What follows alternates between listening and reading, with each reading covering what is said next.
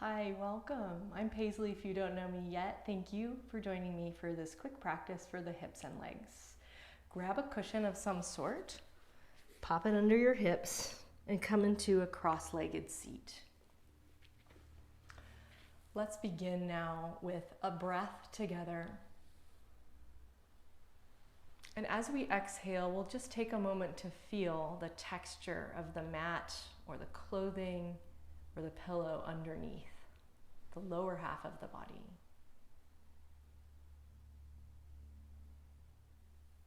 And then reach forward in front of your legs and begin to walk your hands out any amount. Push down with your hands and lean some weight back into your hips. You can always put a little bit of more support under your knees if this is a little uncomfortable or hard for you. Walk over to the right with your hands. Turn your belly to face more toward your right leg.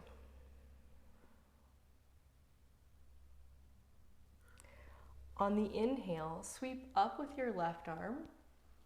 Come up all the way sitting upright. Take the arms out to the sides. As you exhale, cross your right elbow over your left. And a couple choices here, either going straight into Garudasana, you could hold a belt there, or you could hold your shoulders. We're gonna go up with the elbows, and then down with the elbows. Just keeping your head and torso neutral. Press your elbows over to the left. Now I know I said we were gonna do hips and legs, and we are, but let's make sure we include the shoulders too. Let's turn the head to the right and just look over the right shoulder, keeping both sides of the neck long.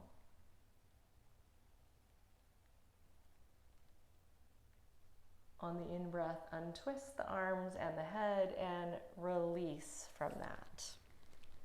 We're going to take the right knee up and place that on the floor. Lean over to the left and put your left hand pretty far from your hips. Just temporarily take your pillow back out of the way and stretch your bottom leg straight. So from here, we're going to try to lengthen all through the left side of the body. And you can start to roll your weight around, maybe twisting your torso, allowing the shoulder to move. Just getting into any pockets in your body that feel like they need a little attention today. Kind of rolling your weight on that outer left hip.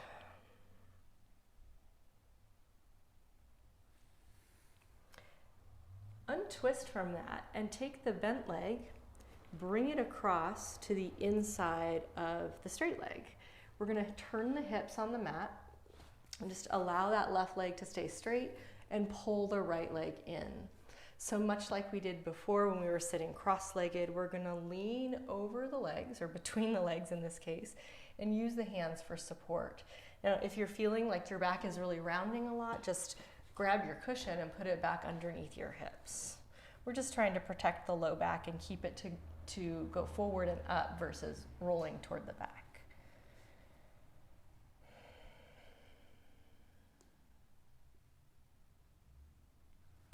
Good job. Walk yourself back upright. We're going to put the hands behind the hips, both of them this time, and we're going to turn the hands out so the fingers are pointing back away from the legs. Let's bend both legs and put them in the front. They're about shoulder to hip width apart. Roll your shoulders back, arch your spine, look up, and roll your head back. Take a breath. And then relax that effort of lifting and slide your left foot a little bit forward. As it goes forward, you're going to pick up the right leg and put your right ankle on your knee. So right now, you're just going to try to drop that knee away from your head. If this is easy for you, begin to slide your left foot back and close the gap between your chest and your legs. Sitting up straight alone, that alone will be a lot of work. It will be a lot of stretch, maybe not so much work.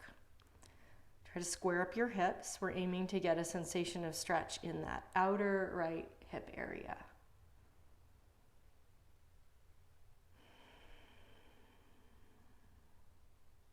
Give it one last breath, and just like earlier, kind of bringing some attention down in your body toward your hips and legs, just to help you get out of that monkey mind and back into the moment. All right, uncross. Turn back how you started on your mat, or however you want to sit now is fine. Grab your cushion. We're just going to repeat everything on the second side. So have a seat there. Put your second favorite leg in front. If you don't remember, don't worry about it. Pause for a breath. And then lean forward over your legs.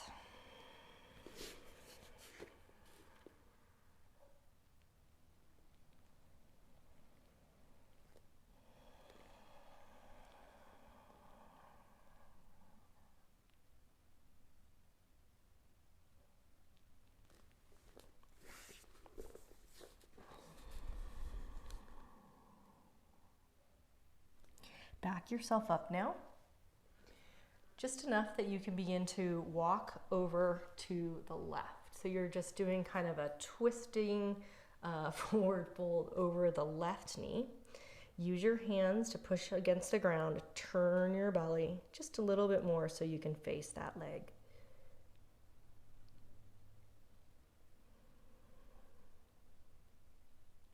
Good job, back yourself up. Now we're going to take the left leg, bring the knee upright and the foot flat on the mat. We're going to lean the right hand way off to the right pretty far. Move the cushion if you're sitting on it and stretch your bottom leg out.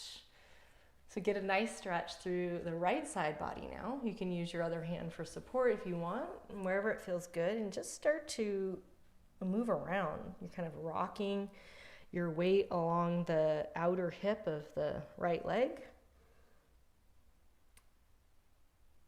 And trying to open up anywhere that feels a little stiff or funky in your body today.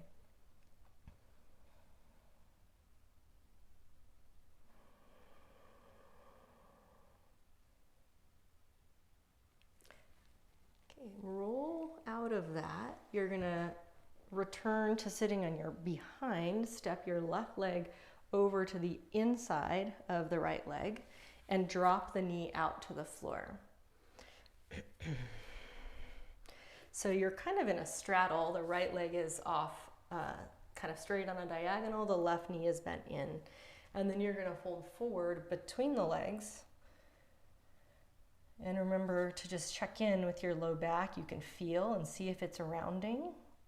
Or if you have a mirror or your phone, you could kind of take a look.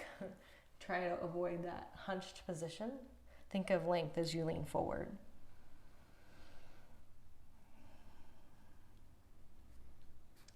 Back yourself up. Bend both knees. Feet flat. Hands behind. So repeating now, I learned this as mud flap pose. I don't know what the yoga name is for it, but you've most definitely seen the back of a mud flap where they put those little metal images like so. Okay, cross the second leg atop. So you're going to move your bottom foot forward, and then you're crossing left knee on top of right. Okay, now you can pull that foot in closer if you need more sensation. And my favorite mud flap variation I ever saw was not a woman on that little metal icon. It was a bearded trucker cap with a beer belly on a dude. Gender specific, I like it. Okay, so hopefully you've got a stretch in that bent leg. You can sit up straight if you need a little bit more and try to bring shin and chest closer together.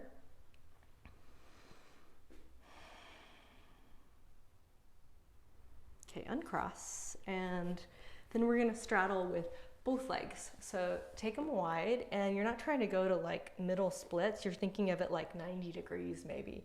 And then just like we've done a few times, we're gonna lean forward between the legs. So if, again, your back is talking to you, or this is really intense on your leg stretch, you can stay sitting upright and just try to get your legs straight. That said, consider the variation of just a little bit of movement in the torso, where maybe you sway, Or perhaps you rotate and face one leg just like you did when the legs were crossed.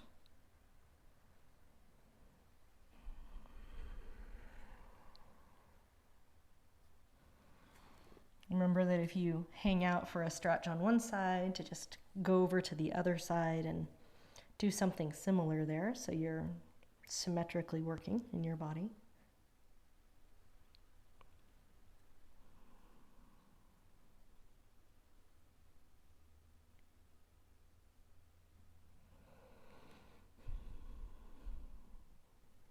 Okay, and then back yourself all the way up. Bend your legs. We're gonna kind of bookend our arm stretch on the other arm now. So we're gonna cross-legged sit, inhale, arms out to side, and now we're doing left elbow on top of right.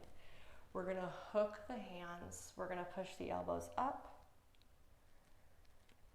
We're gonna pull the elbows down. Arms go to the right, not the torso, we're not twisting, just the arms.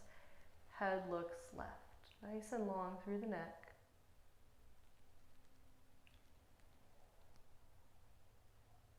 And bring the head to center, arms to center. We're gonna inhale the arms up and out, and we're gonna exhale them down. And just pause now with your hands on your legs. Take a breath in through your nose and sigh it out through your mouth.